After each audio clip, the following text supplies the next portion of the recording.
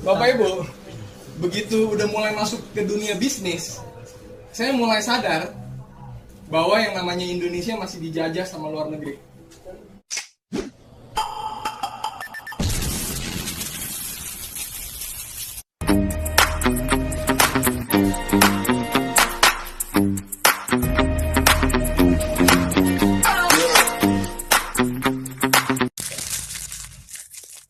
Selamat pagi. Pagi. Suara saya kedengeran? Oke, perkenalkan nama saya Novel, usia 30, sudah menikah. Bapak Ibu, ini kira-kira tahun ke-8 saya di sini ya. Jadi 8 tahun yang lalu waktu tahun 2006 saya ada di kursi yang sama seperti Bapak Ibu sekalian. Nah, saya dibilang untuk berbicara tentang yang terakhir untuk sebagai penutup acara, saya kepikiran apa ya, dari semalam saya mikir saya mau ngomong apa ya. Baru-baru ini saya baca Bapak Ibu di koran, kita ngomong tentang Indonesia ya, boleh nggak? Boleh. Karena Indonesia adalah negara kita, betul nggak? Betul. Bapak Ibu, dari tadi semua Anda diajak bisnis gitu, oke? Sekarang di sini ada yang udah bisnis? Yang bukan QNet, yang di luar QNet ada yang berbisnis? Dulu ada satu ya. Ini ruangan kira-kira isinya 60 tapi hanya ada satu. Yang bekerja banyak. Yang lain ngapain? Yang belum angkat tangan ngapain? Kuliah ya. Oke, sorry. Bapak Ibu, saya pernah baca di koran ya, Pusat Statistik. Bekerja, ini bisnis. Di negara maju, Bapak Ibu, kalau saya dulu di Australia, itu yang menjalankan bisnis itu sekitar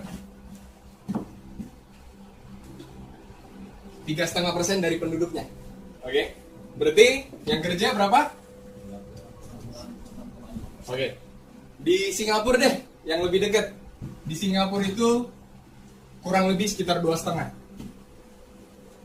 Yang kerja 97,5% orang kerja. Oke. Di Indonesia ada yang tahu berapa? Yang kerja berapa? Yang bisnis berapa?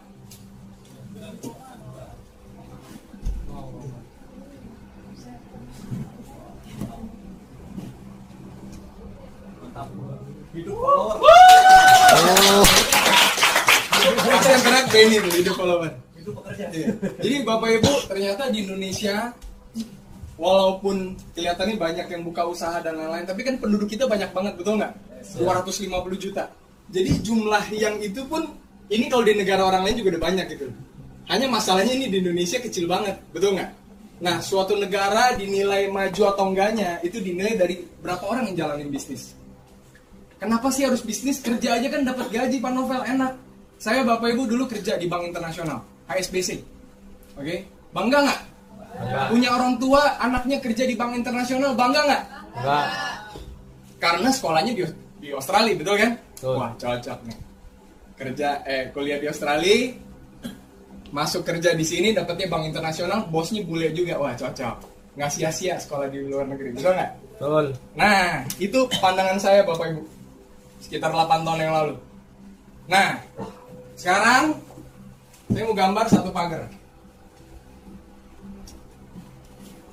Setelah saya pelajarin Bapak Ibu, ternyata kayaknya ya, bukan kayaknya, udah pasti.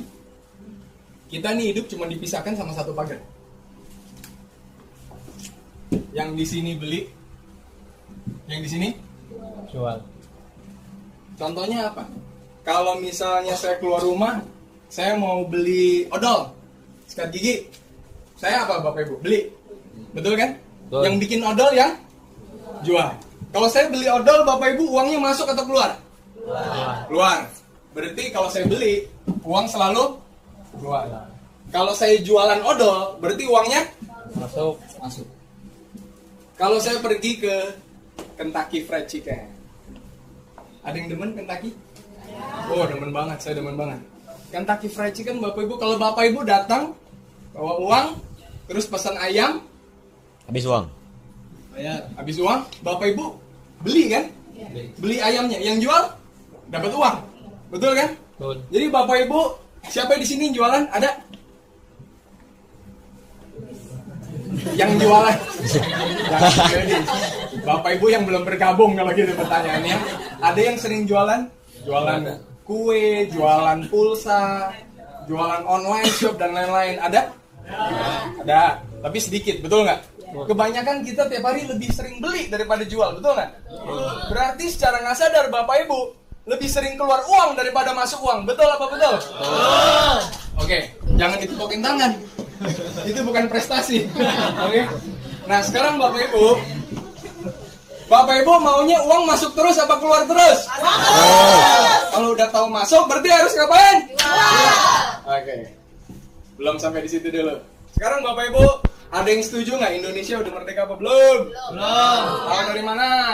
Kitanya. Bapak Ibu, begitu udah mulai masuk ke dunia bisnis, saya mulai sadar bahwa yang namanya Indonesia masih dijajah sama luar negeri. Kenapa? Karena saya aja makannya Kentucky Fried Chicken. Kentucky Fried Chicken itu kan punya Amerika, betul nggak? Oke. Jadi, apa Bu? Jerman, Biodis. Nanti beda ceritanya, akan saya jelaskan di belakang. Oke? Bapak Ibu, kalau Bapak Ibu bisa potong ayam sendiri, bisa bikin tepungnya sendiri, digoreng sampai renyah banget serenyah Kentucky Fried Chicken, kita nggak usah beli sama Kentucky, setuju nggak? Setuju. Ibu bisa bikin Kentucky Fried Chicken yang mirip 100%? Beda. Kalau Luisi masak Kentucky Fried Chicken, saya langsung tahu, ini buatan Luisi. Beda sama Kentucky. Oke? Nah kenapa saya bilang kita masih dijajah Bapak Ibu? Pas Bapak Ibu makan Kentucky Fried Chicken, ayamnya apa didatengin dari Australia atau dari Amerika? Dari mana? Indonesia. Saya coba gambar ayam ya jadi ketawa ini.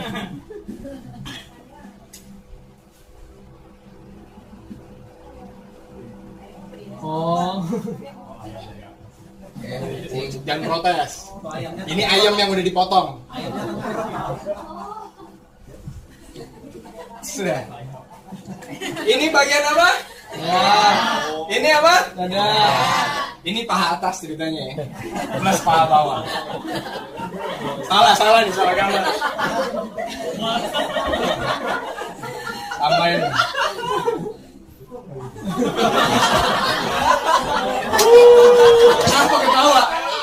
Kenapa ketawa? Yang ketawa pikirannya ngeres. Bapak Ibu, ini dibagi lagi. Kentucky Fried Chicken ayamnya itu dari Indonesia.